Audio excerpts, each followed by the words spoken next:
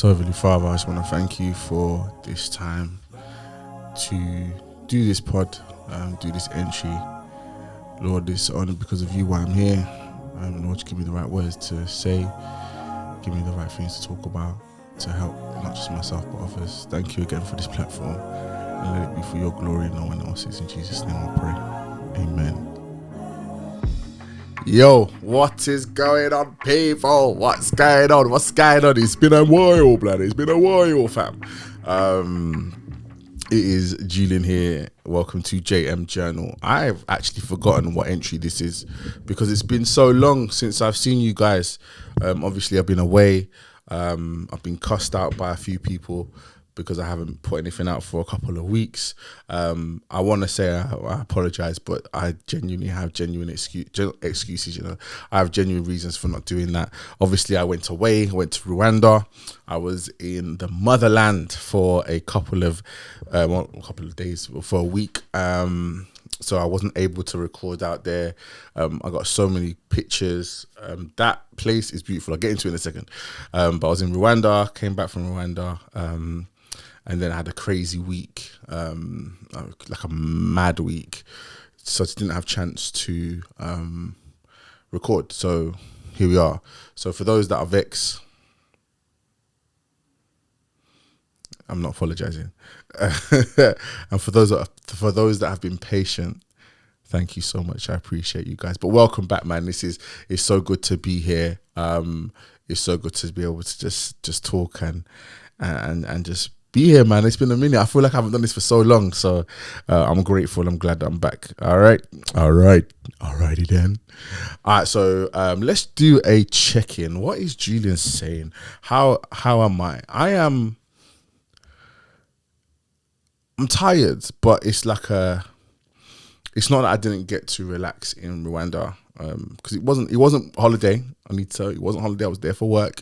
And for those that don't know, I work for a Christian charity. So I was going over to see the work that we do. I've been with the organization for nearly 3 years, 3 years this week actually. And yeah, 3 years this week. And just, it was important for me to see the projects that we are helping and the people that we're helping. And, you know, it was so good. It was so amazing. That country is absolutely beautiful. Hills upon hills. They call it the land or the country of 1,000 hills. It is beautiful. So green. The people there are amazing. It was so interesting being in an environment where I was in the majority. Like everywhere I went, the people were really accommodating. I learned a lot about the history of the church, history of the country. I think, obviously this year is 30 years anniversary since the genocide that happened in Rwanda. So the country itself is going through like 100 days of remembrance. So, you know, went to actually see one of the genocide memorials. So in Kigali, in the capital, that's where we went, and it was just very sobering, quite surreal to think that something like that happened. It was like, I'm sure it was like between 800,000 and 1 million people were killed within 100 days. You know, so it was just an awful time for the country. But on the flip side, going there now and seeing how progressive it is, seeing how just seeing the infrastructure, to think that 30 years ago the country went through something so tumultuous and so devastating that it's recovered to this point, is really inspiring.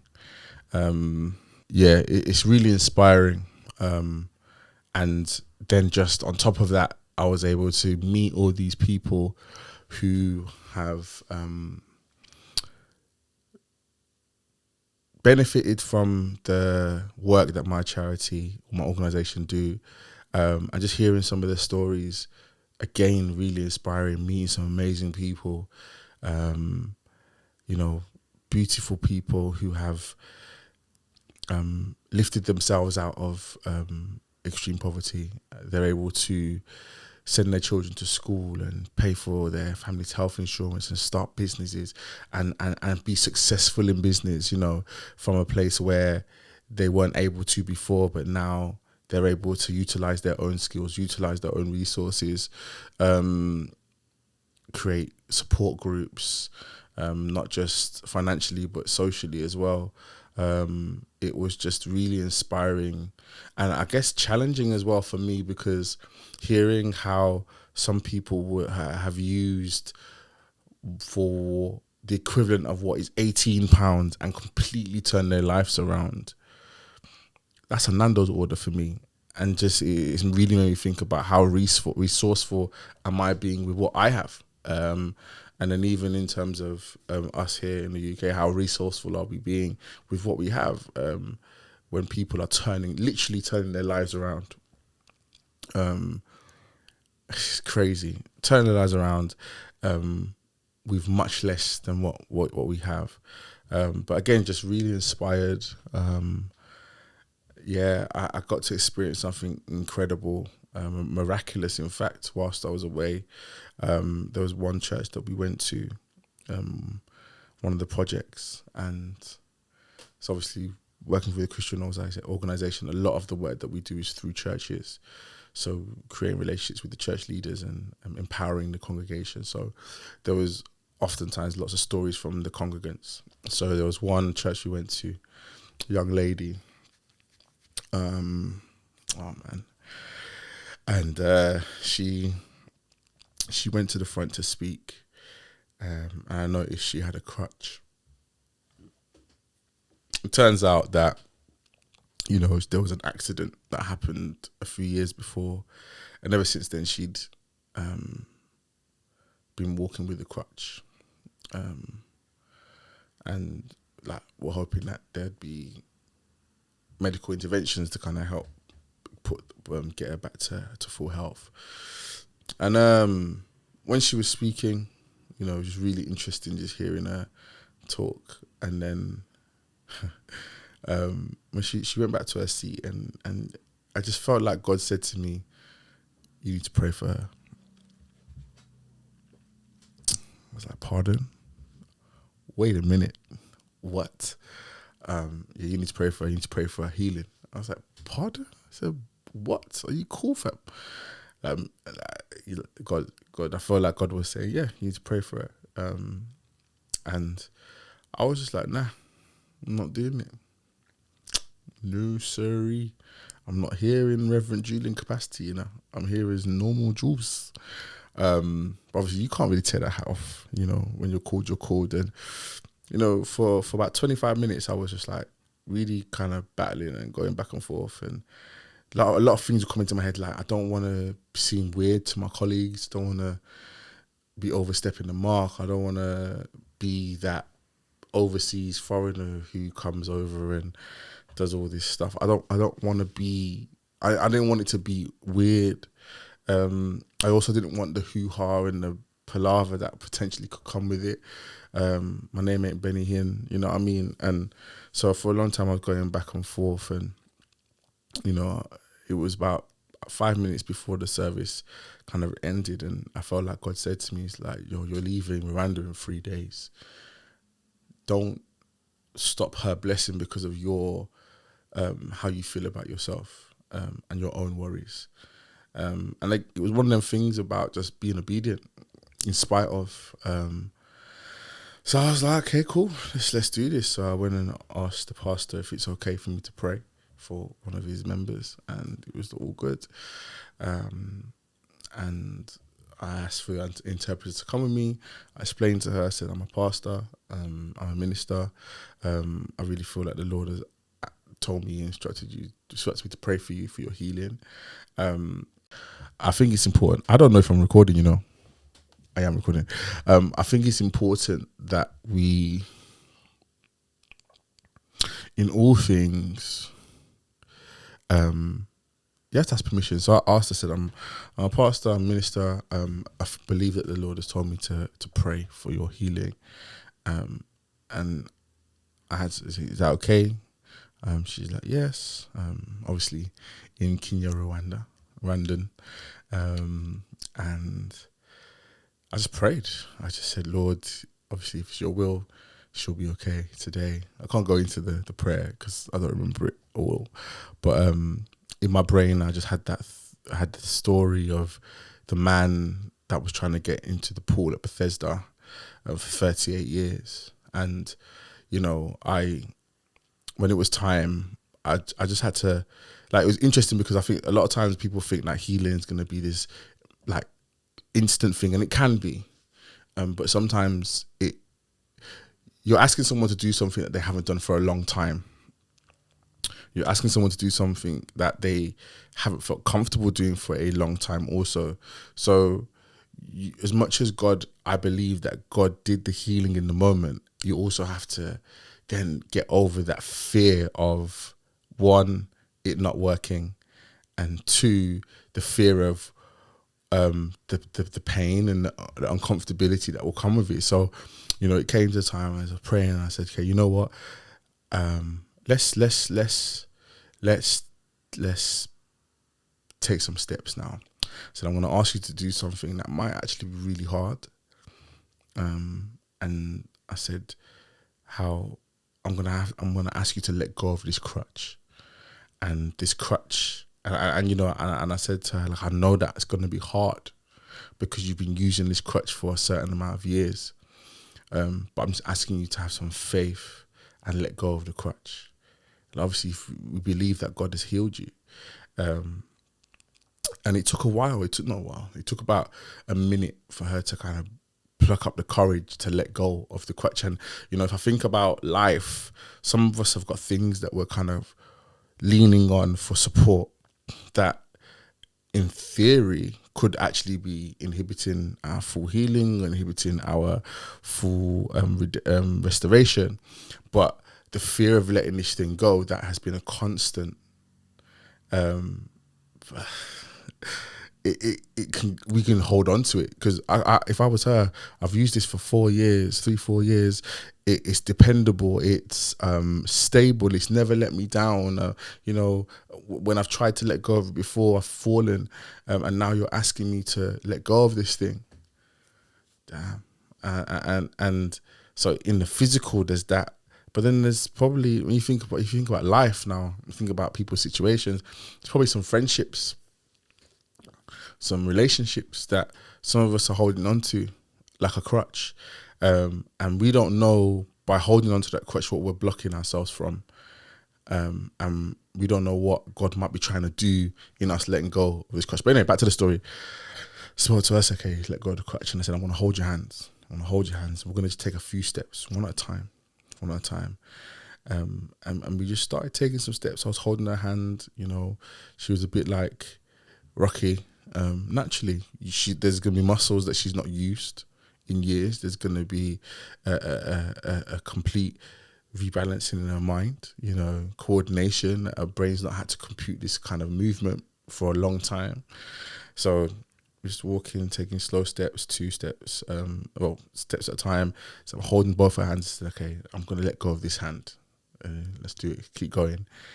And it's the last hand, and I said to her, I'm gonna slowly remove my hand now. So I was talking her through the whole process.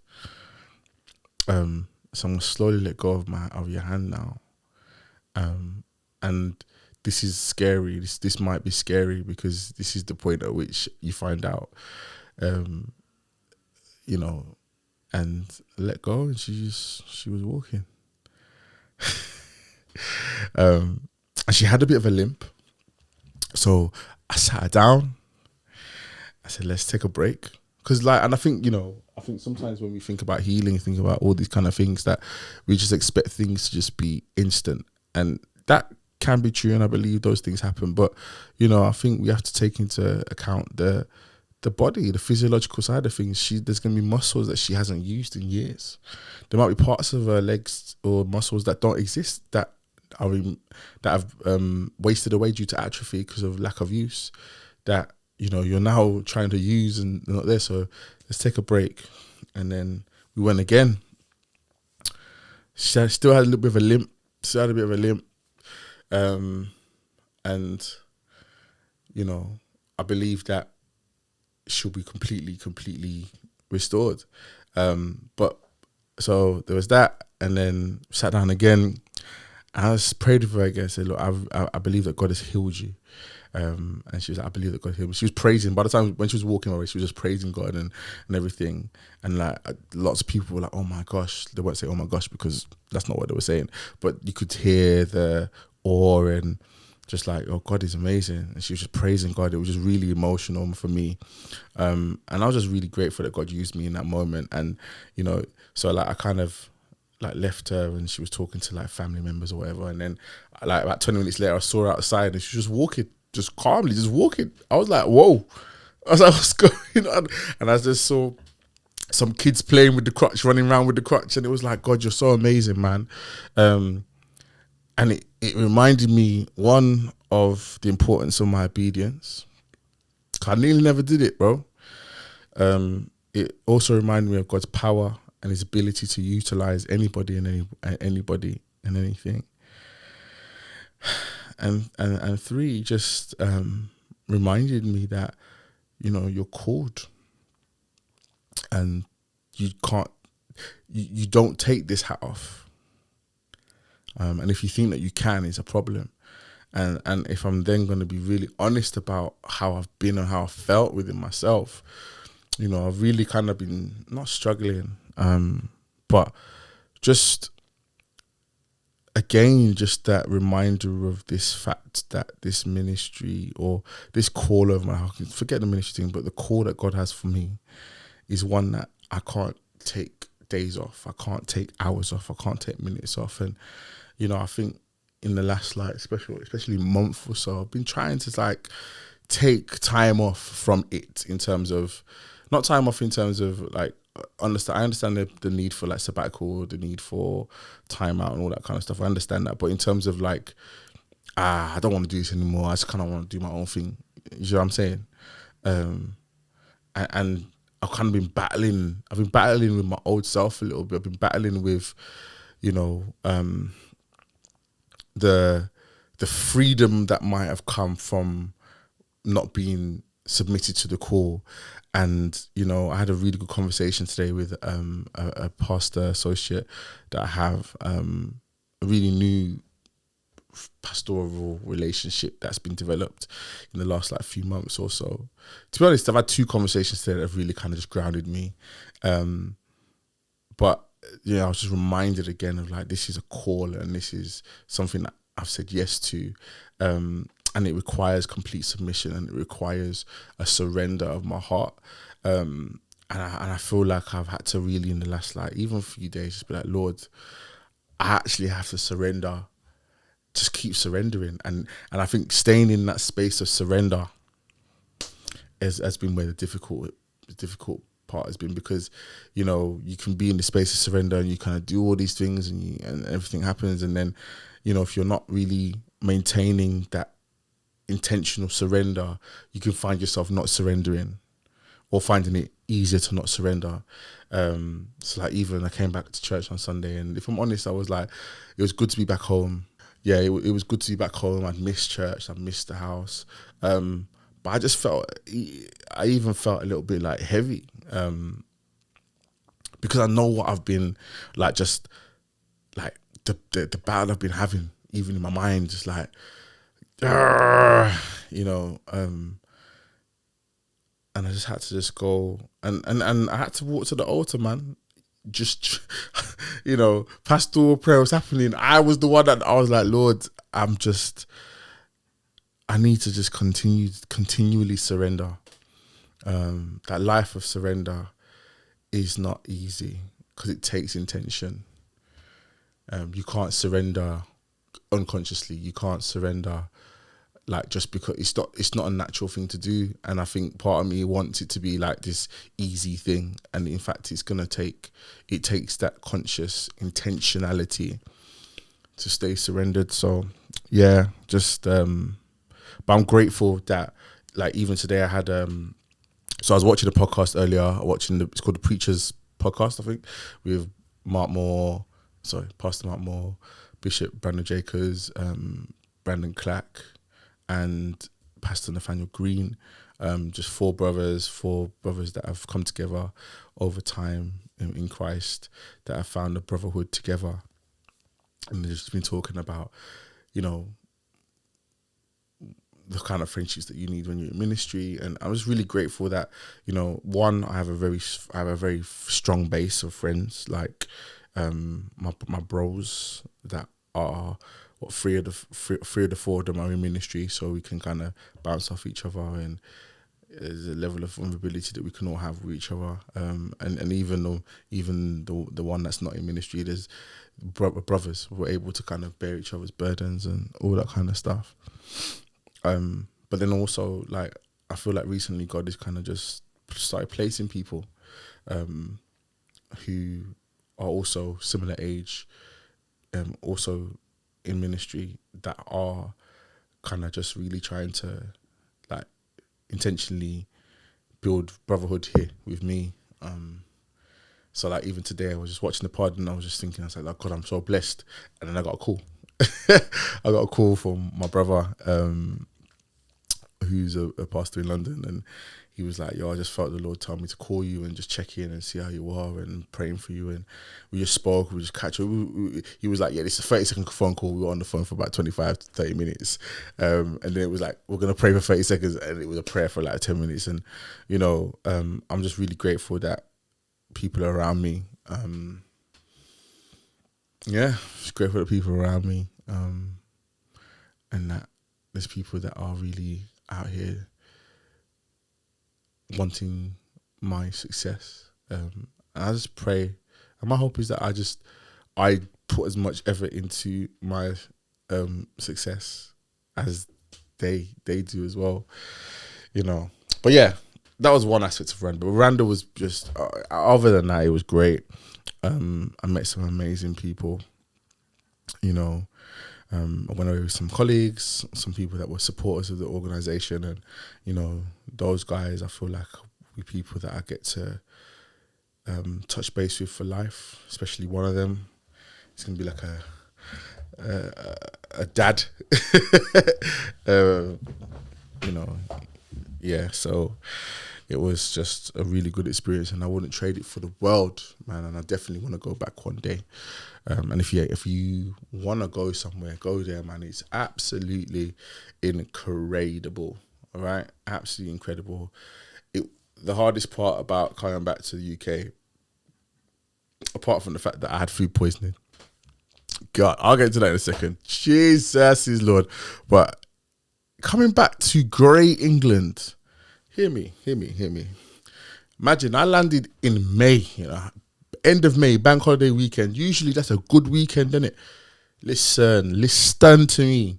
Man was going from daily 28, 29 degree, beautiful sun, not a sun that's going to burn you and try to kill you, but this beautifully just good sun just kissing my skin, to this dead grey England, raining. I was fuming, man. But to be honest, I was trying. My main aim coming back was making it back to England without having an accident, because somewhere between my last meal in Rwanda and getting back to England, I managed to develop food poisoning. Can you listen? I had food poisoning on the plane. My belly was doing a mazzoline on the plane. And the joke is, because the thing is, at first I thought, it's just a little bit of gas. But obviously I weren't trying to be nasty and just release the gas in my seat. Luckily, no one was sitting next to me. And I was about 5 rows from the toilet. Just went to the toilet, cool, do whatever. Little gas, whatever, cool. Nah, 5 minutes later, I was like, nah, this ain't gas, bro. This is the problem. Man went to the toilet 5 times on that flight, you know. And the only thing I have to be thankful for that it was a nighttime flight, because everyone was sleeping. So the constant going to the bathroom. And I was in there for a good like 15, 20 minutes. And them, the bathrooms are tiny. I'm a big lad, you know. Man, you know what I'm saying? Like good 15, 20 minutes each time. I probably spent more time on the flight in there than my own seat. And then, nah, man, it was wild. So I know the air hostesses and that they definitely knew what was going on. They knew that I was struggling in it because it was like five times on the plane. And then I remembered I actually had some tablets in my bag to kind of deal with this kind of thing. I took them just in case something happened whilst I was away. Luckily, nothing happened whilst I was away, but it happened on the way back. So I took some tablets to kind of hold me over till I got back to Heathrow. They worked, hold tight Imodium. But nah, I was fully dehydrated as well. I was by the time they came around for breakfast, the man came with a little bit. I said, "I'm sorry, I can't eat. Can I just have some water, please?" And the man gave me the water, and I was there like shaking, drinking the water. I was completely dehydrated, man. Completely parched. Oh man, what an experience! I wouldn't wish that on actually no, nah. I wouldn't wish that on anybody because it was absolutely wild. And then that was me for the rest of the week. I thought I was scared. I thought I had a parasite. I thought sounds like I've had food poisoning before, and it's just kind of just passed after like a day or two. This was going on for like a few days, and that I was like, Rob, boy, this ain't it, man. Yeah, I still don't know what caused it as well. So, yeah. That's a little bit more around the story. I probably haven't spoke about anything really, but there was a lot that happened. It was as I said, it's a beautiful time over there, and I loved it. And I'm definitely going to go back at some point, 1,000%, 1,000%. So yeah, yeah, I feel like that might just be it today because this is touching half an hour, innit? Do you know what I mean? However, whilst we're here, let's do an IG moment of the week. Listen, my JM Journal saved folder on Instagram is just like, it's probably touching like over 100 videos now. So I don't know how I'm going to get through all of these in time. But I saw something today. Let's have a look. Let's have a look, lads. Let's have a look. You know what I mean? Let's have a look at what it is. It is what it is, man. All right, so let's find it. Is it this one? Also done. It's the same, Donny. All right, so here it is. Let's have a list. Let's have a listen. A or B? A, you pay $1,000 and you meet the true love of your life today. Or B, you get paid $2 million to live with your two most recent exes for 2 years. All three of you, roommates, one crib. Psych! I'll talk about this next week. Peace and love, everybody. This has been JM Journal. Love you all.